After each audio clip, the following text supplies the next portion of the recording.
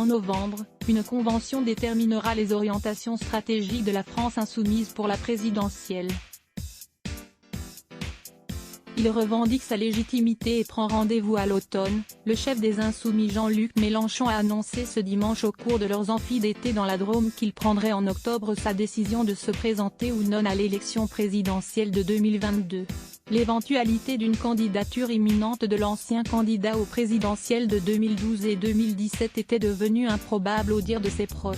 L'intéressé a lui-même mis fin au faux suspense devant plus de 2000 personnes au bord du lac jouxtant le palais des congrès de Châteauneuf-sur-Isère, en clôture de l'université d'été de la France insoumise. Je prendrai ma décision au mois d'octobre. Auparavant je consulterai en profondeur chacun de mes amis, a-t-il déclaré. La date de l'annonce publique de cette décision n'est pas encore tranchée, a précisé son entourage. En novembre, une convention déterminera les orientations stratégiques de l'FI à la présidentielle.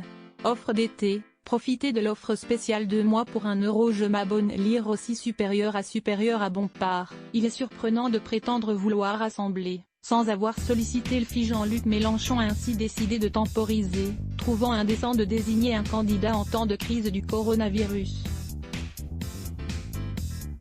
Certains cadres et militants, à l'image de Claudio Calfuquir, secrétaire exécutif national du parti de gauche, composante fondatrice de l'FI, auraient aimé aller plus vite.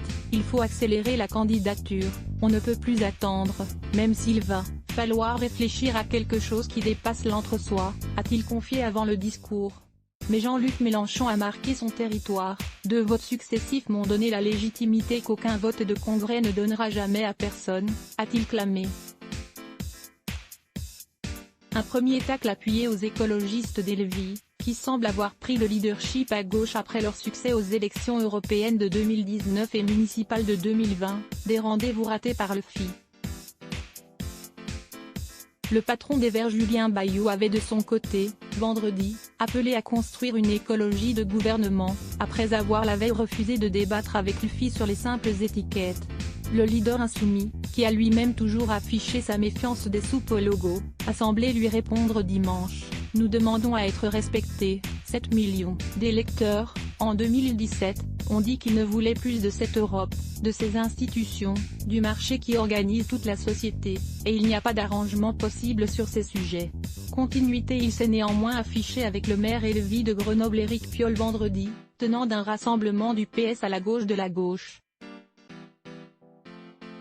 Le député LFI Alexis Corbière, proche de Jean-Luc Mélenchon, a expliqué qu'à ce stade, Jean-Luc crée les conditions pour être candidat à la présidentielle. Mais ce sont les circonstances qui permettent une candidature. S'il a l'impression qu'il est la candidature qui gêne, il n'ira pas.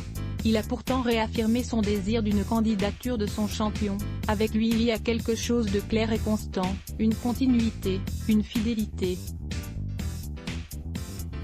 Son âge, 70 ans au moment de l'élection, MDLR, sera un atout. Les gens le connaissent.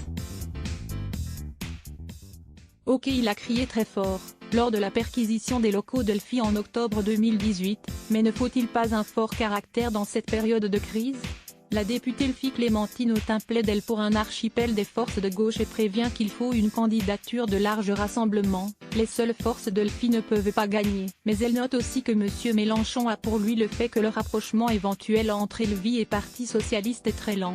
Le numéro 2 de l'FI, le député Adrien Quatennens, a lui raillé les velléités de candidature de l'eurodéputé LFI Yannick Jadot et d'Éric Piolle. J'entends des personnes qui prétendent à l'investiture suprême mais qui les connaît dans le pays?